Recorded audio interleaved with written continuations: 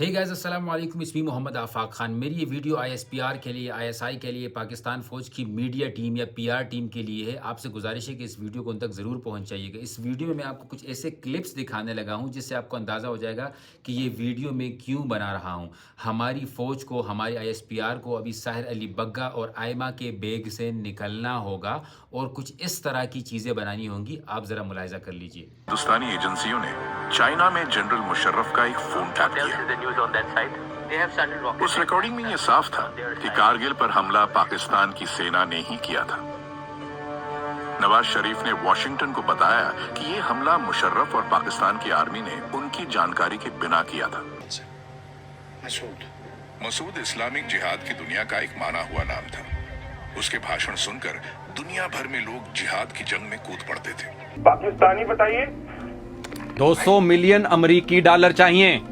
अरे डॉलर में थोड़ी खर्च करेंगे, पाकिस्तानी बताइए। काठमांडू में उसने आईएसआई से मदद मांगी, वो मान गए। उन्हें भी तो आपसे मुशर्रफ के फोन टैप करने का बदला लेना था।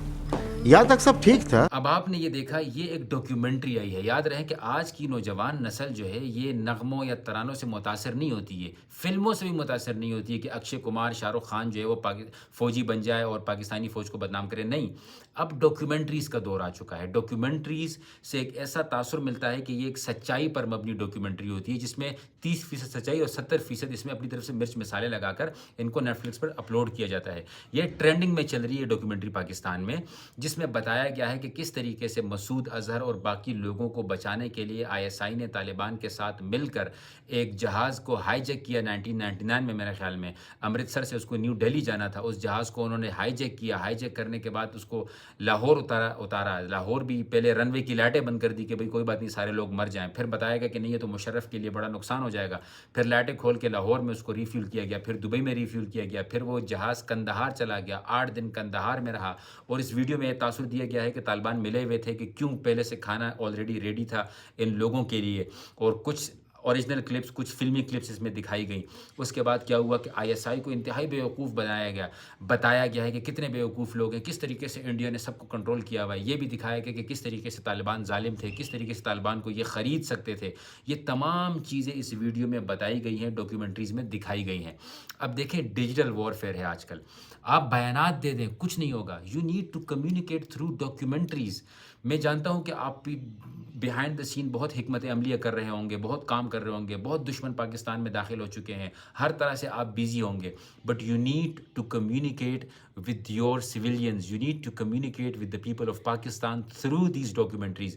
और राशिद मिनहास, अजीज़ भट्टी और अल्फा ब्रावो चार्ली वाले ड्रामे थे, कितने लोगों को उससे मोहब्बत होती थी। आज वो चीज़ ख़त्म हो चुकी है। वाई? बिकॉज आप साहिर अली बग्गा और आयमा के बेग से बाहर ही नहीं निकलते हैं, आप आरिफ लोहार के वो चिमटे से बाहर ही नहीं निकलते हैं।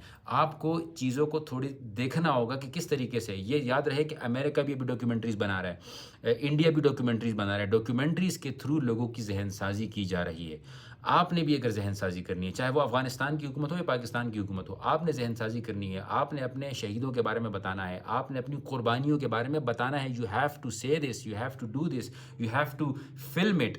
एंड जिस तरह आप ये देख सकते हैं ना, तुर्की में वो जो उर्तुगल वाला ड्रामा आया, उसके बाद कितने ज़्यादा लोग पाकिस्तान के तुर्की की तरफ रवाना हो गए, बिकॉज जहन साजी इससे आसान अंदाज से होती है।